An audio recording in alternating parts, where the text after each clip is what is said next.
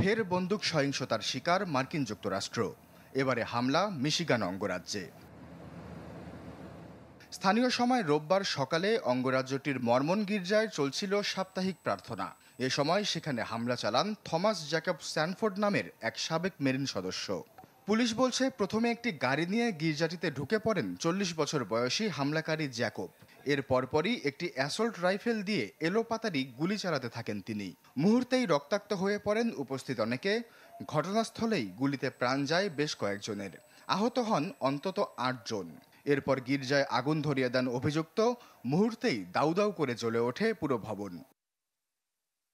Universal cardiac hospital, আপনার হৃদয়ের আরো কাছে।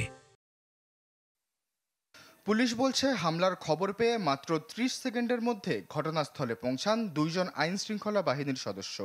পার্কিং এরিয়ায় তাদের সাথে আরেক দফা গোলাগুলি হয় হামলাকারী জ্যাকবের। এ সময় পুলিশের গুলিতে প্রাণ যায় তার। গির্জায় গোলাগুলিতে প্রাণ যায় 4 জনের। ঘটনাস্থলে মৃত্যু হয় 2 জনের। হাসপাতালে নেয়ার সময় নিহত হন আরও 2 জন। এছাড়া পুলিশের গুলিতে নিহত হন হামলাকারী। তবে এখনও জানা যায়নি অভিযুক্তের মোটিভ। তার বাসা ও মোবাইল ফোনের তথ্য খতিয়ে দেখছে এফবিআই। প্রাথমিক তদন্তে হামলাকারী থমাস জ্যাকব স্ট্যানফোর্ডের অতীত ঘেঁটে জানা গেছে, তিনি 2004 থেকে 8 পর্যন্ত মার্কিন মেরিন বাহিনীতে কর্মরত ছিলেন এবং অংশ নিয়েছিলেন ইরাক যুদ্ধে। আশ্বাস চৌধুরী, চ্যানেল 24।